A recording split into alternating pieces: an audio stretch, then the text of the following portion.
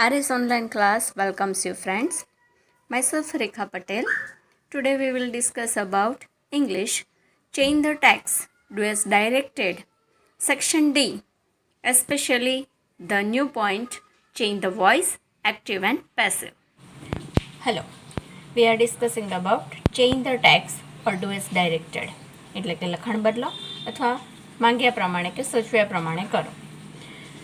આ જે પ્રશ્ન છે એ 9th, 10th, 11th અને 12th બધામાં 4 માર્કનું પૂછાય છે, જેમાં 2 પેરેગ્રાફ 2 માર્કના પૂછાય છે. એમાં ટેન્સ, જેન્ડર, વોઇસ અને પર્સન આ 4માંથી કોઈ પણ 2 ટોપિક પૂછાય છે. આપણે ટેન્સ અને જેન્ડર વિશે જોયું. આજે આપણે ચેન્જ ધ વોઇસ, એક્ટિવ અને પેસિવ વિશે જોઈએ છીએ. બરાબર? તો પહેલું એનું આપણે સેન્ટેન્સ સ્ટ્રક્ચર શું હોય એ સમજીએ, કારણ કે આમાંથી જ આપણને ઘણું બધું ક્લિયર થઈ જશે. કે એક્ટિવ એમાં પહેલું નામ કરતા સબ્જેક્ટ હોય છે, પછી ક્રિયાપદ હોય, પછી કર્મ હોય, પછી અન્ય શબ્દો, ટાઈમ પ્લેસ રિલેટેડ વર્ડ, સમય સ્થળ દર્શાવતા શબ્દો હોય છે. પેસિવમાં શું કરવાનું છે? આપણે આ કર્મને અહીંયા લાવવાનું છે, આ કર્તા કે નામને કર્મની જગ્યાએ લઈ જવાનું છે.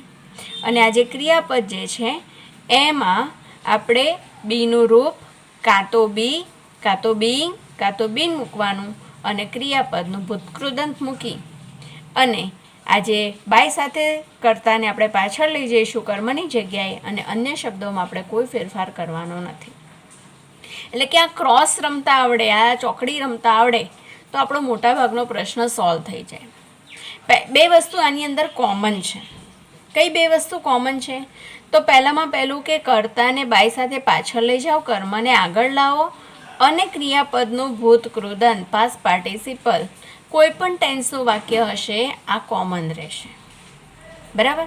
એટલે આ વસ્તુ તમે જો સમજ્યા તો મોટા ભાગનો બધો જ આપણો પ્રોબ્લેમ સોલ્વ થઈ ગયો. કે કર્મને આપણે આગળ લાવ્યા, બરાબર, કર્તાને બાય સાથે કર્મની જગ્યાએ લઈ ગયા, અને જે ક્રિયાપદ આપ્યું છે આઈએનજી વાળું આપ્યું છે કે મૂળ ક્રિયાપદ છે કે ભૂતકાળનું છે, તો આપણે એનું પાસ્ટ પાર્ટિસિપલ લખવાનું છે. અને સૌથી મોસ્ટ ઇમ્પોર્ટન્ટ આપણે આ બી મૂકવાનું છે. એટલે ટૂંકમાં કહીએ તો આપણા જે 3 નિયમ છે કે રિપ્લેસમેન્ટ ઓફ સબ્જેક્ટ અને ઓબ્જેક્ટ, પાસ્ટ પાર્ટિસિપલ અને બીનું રૂપ. તો પહેલું જે છે રિપ્લેસમેન્ટ ઓફ સબ્જેક્ટ અને ઓબ્જેક્ટ એ દરેકમાં આવશે. પેસિવ એટલે પાસ્ટ પાર્ટિસિપલ એ દરેકમાં આવશે. એટલે બદલાશે શું? તો માત્ર બી અથવા બીનું રૂપ. એટલે આપણે એક જ શબ્દ જો સમજીએ તો એક જ શબ્દની અંદર આપણને ખ્યાલ આવી જાય કે આપણે એક્ટિવ અને પેસિવ કેવી રીતે કરી શકીએ છીએ. હવે આપણે જોઈએ કે ટુ બીના રૂપો જે આપણે બદલવાના છે, દરેકમાં પાસ્ટ પાર્ટિસિપલ તો આવશે જ. તો ટુ બીના રૂપો કેવી રીતે લખવાના? તો જો વર્તમાન કાળ હશે ને તો આપણે ઇઝ એમ આરનો ઉપયોગ કરીશું. ભૂતકાળ હશે તો વોઝ વેનનો ઉપયોગ કરીશું. અને મોડલ ઓક્ઝિલરી એટલે શું? તો શેલ છે, વિલ છે, કેન છે, મે છે, કુડ છે, બરાબર, શુડ છે. આ જે છે મોડલ ઓક્ઝિલરી, અને એ બધા સાથે આપણે બી મૂકીશું. એટલે અહીંયા બીના રૂપો થયા, અહીંયા બી થયું. ચાલુ કાળ હશે તો એમાં ઇઝેમર વોઝવેર એ ટુ બીનું રૂપ આપેલું હશે, પણ આપણે બી તો લખવાનું જ છે. એટલે આપણે શું કરીશું? બીઈંગ મૂકીશું. હવે બીઈંગ કેમ? તો અહીંયા જે ક્રિયાપદનું આપણે પાસ્ટ પાર્ટિસિપલ મૂકવાના છે એ ક્રિયાપદની પાછળ આઈએનજી લાગ્યું હશે. હવે એ આઈએનજીને આપણે કાઢવાનું નથી. આઈએનજી જ બતાવે છે કે આ ચાલુ કાળ છે, તો ચાલુ કાળ દર્શાવવા માટે આ તો જે છે એમનું એમ જ રાખવાનું છે. આનું પાસ્ટ પાર્ટિસિપલ કરીશું. હવે આને આ 2 જ લખીશું તો એ તો સાદો વર્તમાન કાળ કે સાદા ભૂતકાળનું પેસિવ થઈ જશે.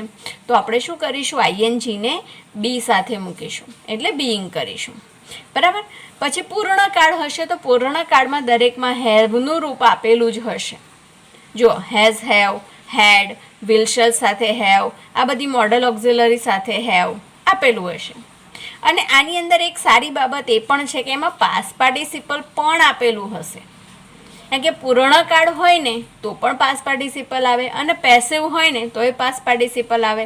આ બધામાં પી કોમન છે. જુઓ તમે, પૂર્ણ કાળ પરફેક્ટ ટેન્સ, બરાબર, પેસિવ અને પાસ્ટ પાર્ટિસિપલ, એટલે એ બધામાં પાસ્ટ પાર્ટિસિપલ આવે છે. એટલે આ તો સાવ સહેલું છે. આમાં તો શું કરવાનું? આ જે છે એમનું એમ રાખવાનું અને વધારાનું બીન મૂકવાનું. બીન કેમ? કારણ કે જે બી જે છે એનું ચાલુ કાળ બીઈંગ થાય છે અને પૂર્ણ કાળ એનું બીન થાય છે. અને આપણો પૂર્ણ કાળ છે એટલે આપણે બીન મૂકવાનું છે.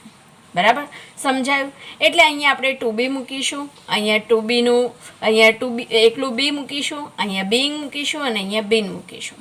એટલે અહીંયા જે આપણે આ 4 વસ્તુ જોઈ એ બધી અહીંયા આવી ગઈ.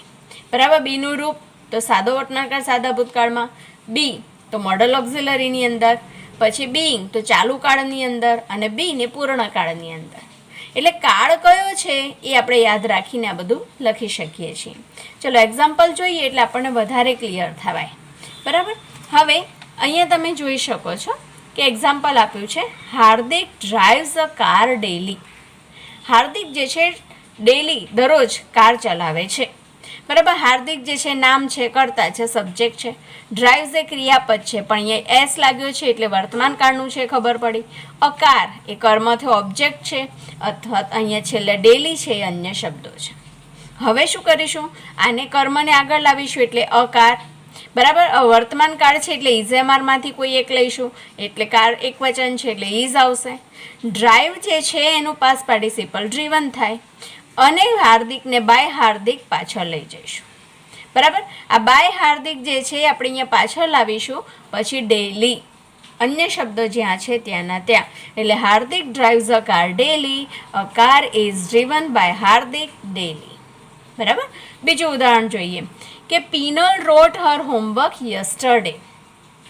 બરાબર. પીનલે ગઈકાલે તેનું લેસન લખ્યું. હવે અહીંયા પીનલ એ નામ કે કરતા છે, રોટ એ ક્રિયાપદ છે પણ અહીંયા ડ્રાઈવ વર્તમાન કાળનું હતું, અહીંયા રોટ એ શું છે? ભૂતકાળનું ક્રિયાપદ. હર હોમવર્ક અને યસ્ટરડે અન્ય શબ્દ. તો હર હોમવર્ક જે છે એને આપણે આગળ લાવીશું કે હર હોમવર્ક. હવે અહીંયા ભૂતકાળ છે એટલે ભૂતકાળનું ટુ બીનું રૂપ વોઝ અથવા વર આવશે. તો અહીંયા આપણે વોઝ લઈશું. Was written, write, wrote, written એટલે રિટર્ન લખીશું બાય પીનલ યસ્ટરડે. અને બીજી રીતે પણ લખી શકાય કે હર હોમવર્ક એટલે Pinal's homework was written by her yesterday. અહીંયા પીનલ લખ્યું, અહીંયા હર લખ્યું. અહીંયા હર હતું તો આપણે પીનલ્સ કર્યું. બરાબર. આ રીતે પણ થઈ શકે છે. આગળ જોઈએ. જો ત્રીજું ઉદાહરણ છે, Nisha is cooking food for dinner now. અહીંયા ઇઝ કુકિંગ છે. બરાબર. શું બનાવે છે અત્યારે? તો ફૂડ. શેના માટે? ડિનર માટે. ડિનર માટે અત્યારે ફૂડ બનાવે છે તો ફૂડને આપણે આગળ લઈશું. ઇઝ. હવે અહીંયા કુકિંગ છે એટલે આઈએનજીને બી સાથે મૂકીશું. બિંગ અને કુકનું તો આપણને ખબર જ છે, પાસ્ટ પાર્ટિસિપલ કુકડ મૂકવાનું છે આપણે.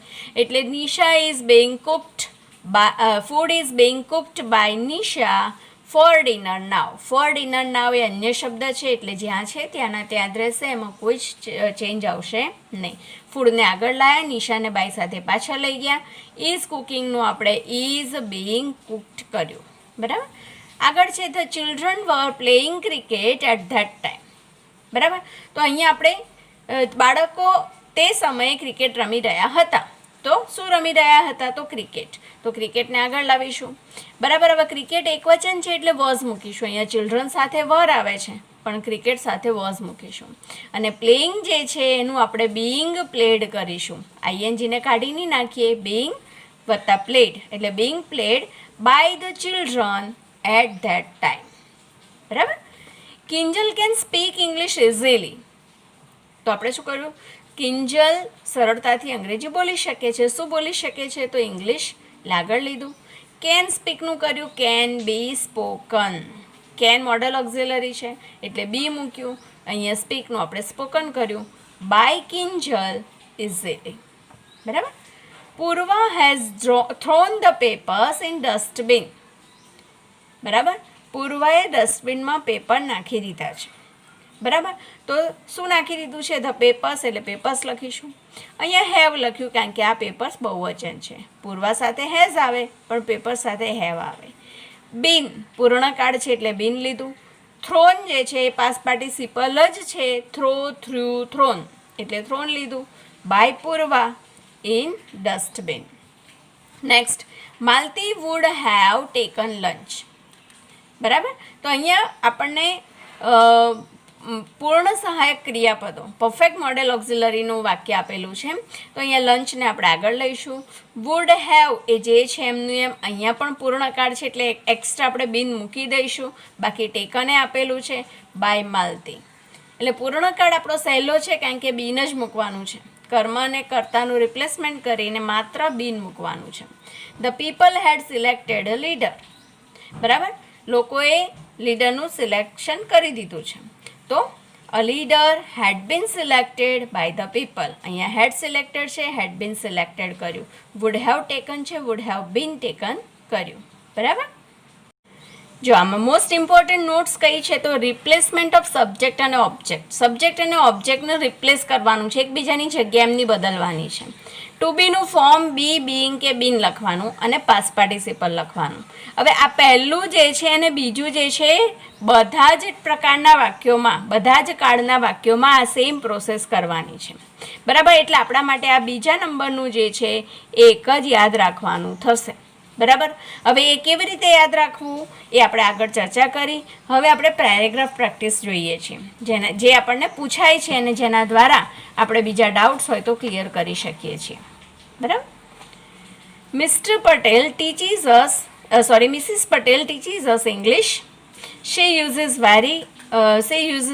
easy tricks. She never punishes us. All the students love her very much.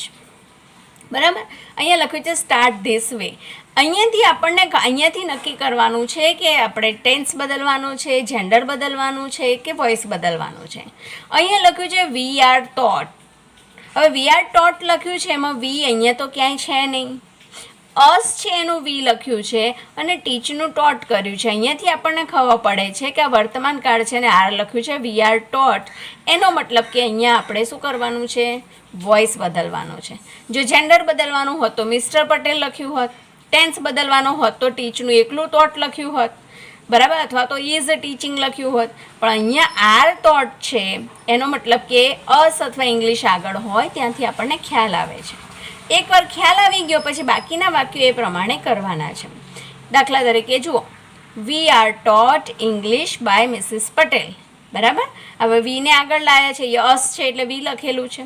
પછી છે easy tricks are used by her. અહીંયા શી યુઝીસ લખ્યું છે, અહીંયા આપણે આર યુઝડ લખ્યું છે. બરાબર, અહીંયા આર ટોટ લખેલું છે. પછી આગળ આપ્યું છે શી નેવર પનિશિસ અસ. તો વી આર પછી નેવર જ્યાં છે ત્યાં રાખ્યું આપણે, પનિશ્ડ બાય હર. અને લાસ્ટ કહ્યું છે all the students love Har very much.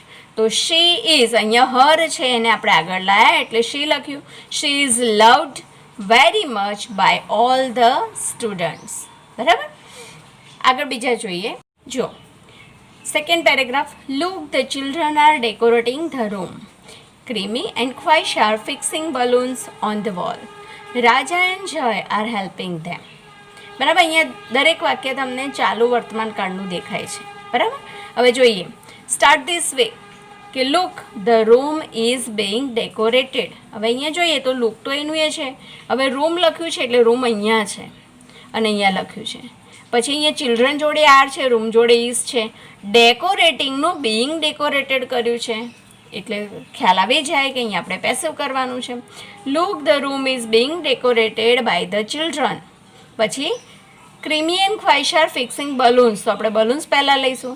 Balloons are being fixed by Krimi and Khwaish on the wall.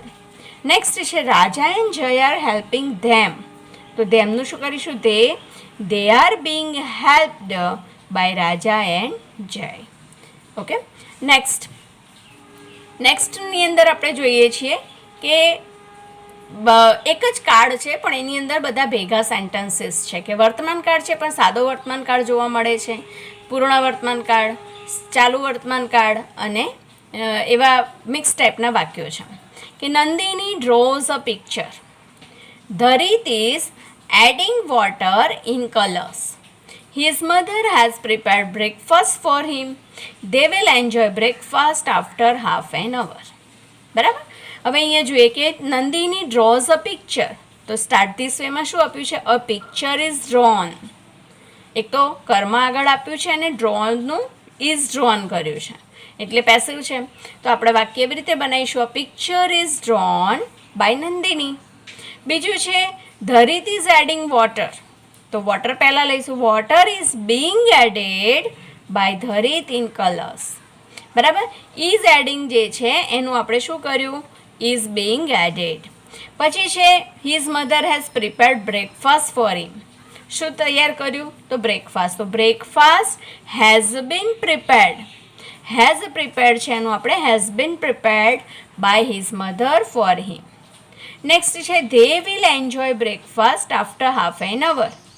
તો બ્રેકફાસ્ટને આપણે લયું અને વિલ એન્જોય છે એનું will be enjoyed by them after half an hour. Okay. Now fourth paragraph. Mihir saw an accident at the crossroads. The driver was driving the bus carrying school children very fast. He did not apply brake. બરાબર, અહીંયા વાક્ય આપણે જોઈ શકીએ છીએ કે સાદો ભૂતકાળ છે, આ ચાલુ ભૂતકાળ છે અને અહીંયા સાદો ભૂતકાળ પણ ડીડવાળું વાક્ય છે, નકાર વાક્ય છે. Start this way. અહીંયા આપ્યું છે કે એન એક્સિડન્ટ વોઝ સીન. એટલે આપણે અહીંયા જોઈશું તો અહીંયા એન એક્સિડન્ટ કર્મ આપ્યું છે અને સોનું વોઝ સીન આપ્યું છે. એટલે ખ્યાલ આવી ગયો કે આપણે પેસિવ કરવાનું છે. An accident was seen by Mihir at the cross roads. બરાબર. બીજું છે the driver was driving the bus carrying school children very fast. કોણ ચલાવતું હતું, ડ્રાઈવર. એ શું ચલાવતો હતો, તો સ્કૂલના બાળકોને લઈ જતી બસ. બરાબર, એટલે સ્કૂલના બાળકોને લઈ જતી બસ આખું લઈશું. The bus carrying school children was being driven. બરાબર, અહીંયા વોઝ ડ્રાઇવિંગ જે છે એનું આપણે was being driven by the driver very fast. અહીંયા છે he did not apply brake. બરાબર, ડીડ છે, અહીંયા હી એપ્લાઇડ બ્રેક આપ્યો હોત તો ખ્યાલ આવત, પણ ડીડ નોટ એપ્લાય છે, નવી ટાઈપનું વાક્ય છે. તો brake was not applied by him. Did આવે એટલે વોઝ લેવાનું, એમ ડુ ડઝ આવે તો ઇઝ અમારે લેવાનું. અહીંયા આપણે વોઝ લીધું છે કારણ કે ડીડ છે. Was not applied by him. Last modal auxiliary માટેનું આપણે જોઈ લઈએ કે મોડલ ઓક્ઝિલરીની અંદર કેવી રીતે આપણે બી મૂકીએ છીએ તે.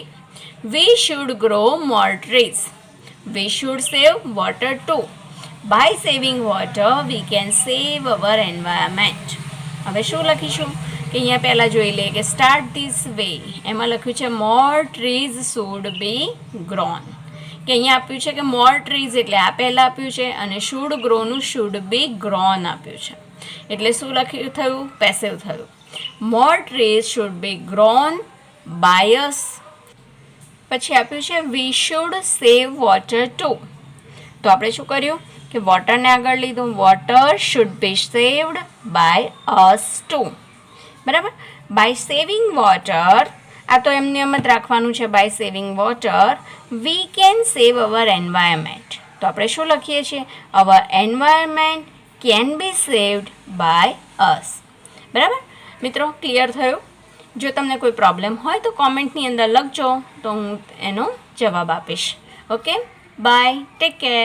નેક્સ્ટ વિડીયોની અંદર આપણે ચેન્જ ધ પર્સન, કે વ્યક્તિ એકવચનનું બહુવચન ને બહુવચનનું એકવચન કેવી રીતે કરી શકાય છે તે જોઈશું. Thank you.